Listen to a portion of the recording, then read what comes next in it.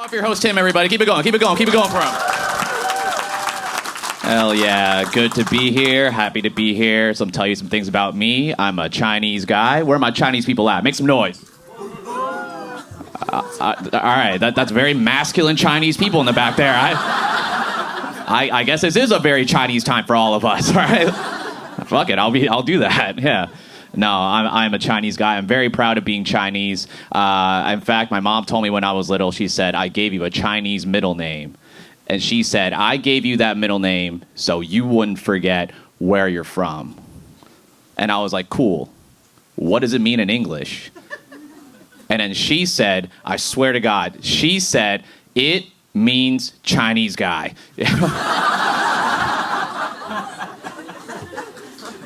I was like, did you give me that middle name, or did the government give me that middle name? You know how crazy it is to have a middle name that just means Chinese guy?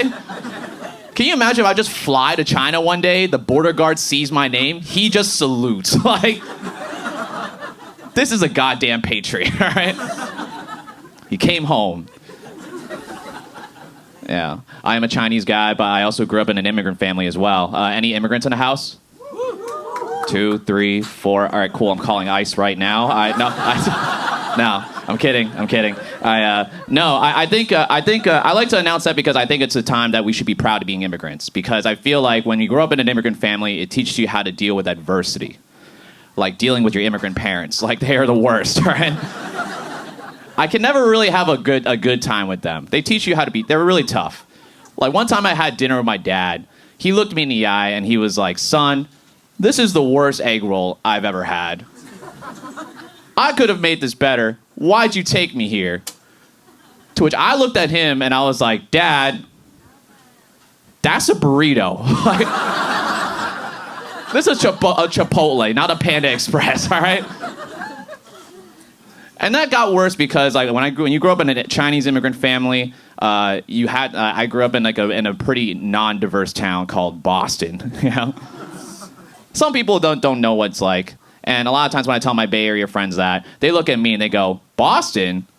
But you don't look or sound racist." And I tell them, like, "Bro, it's 2026. Like, Asians can be racist too." And that's the hard part too, is that, like, I have a hard time convincing that my dad really spent a lot of time in Boston. He is the most Boston person that I know. You know, like, he even has the Boston accent. He'll just say things like car is car, or Harvard Yard is Harvard Yard. Yeah. And then my personal favorite, "I'm proud of you, son," is, "How can you didn't go to Harvard and buy me a car, son?" I'm like, "Thanks, Dad," you know. If you didn't get the gist of it by now, Boston's a very Irish Catholic town, and growing up I had to do a lot of things to fit in my white friends, but they would never let me into their hangouts, right? And growing up, I tried to do everything. Like, I tried wearing my cap backwards. I tried going to tailgates. I even dated a few Asian women. Like,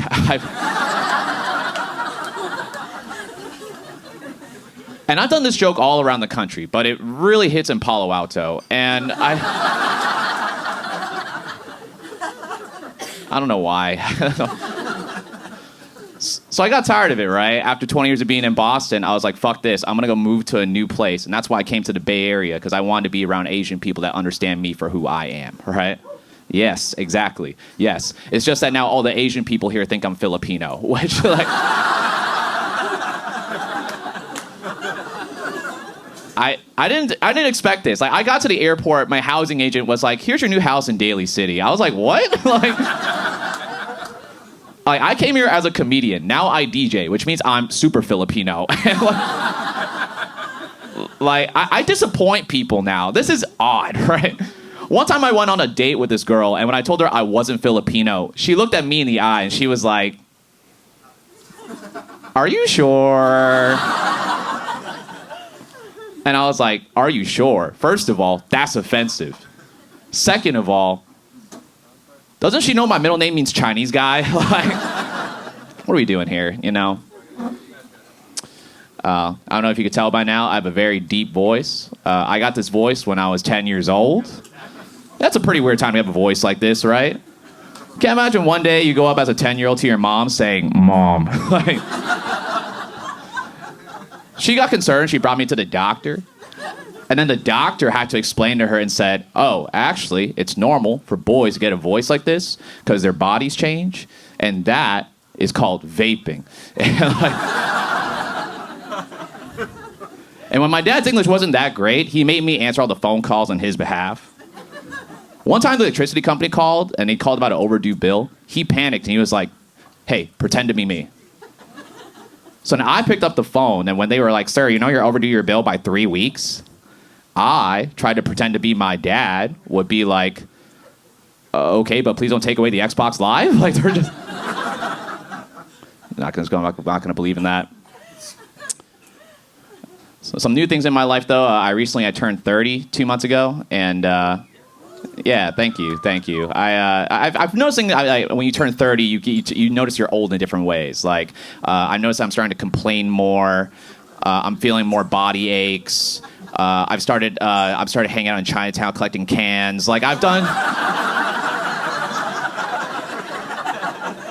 It's weird. But then my dad likes to give me unsolicited advice. And when I turned 30, he called me, he's like, son, you're still single and you're 30, and that's a problem. What you need to do is you need to buy a house. Because what self-respecting woman wants to be with a man that doesn't own a house? And I said, you think that women want to be with a man that doesn't have a that has a house? I'm like, dude, it's 2026. We all want to be with a man with a house. Like, fuck it, I'll go gay for a guy with a house. Like, at least if he's gay, the house is gonna be really nice. Like, you know. I gotta get out of here. But before I go, I just want to say that one of the big things that happened in my life is that I recently I grew out my hair because I wanted to be sexier.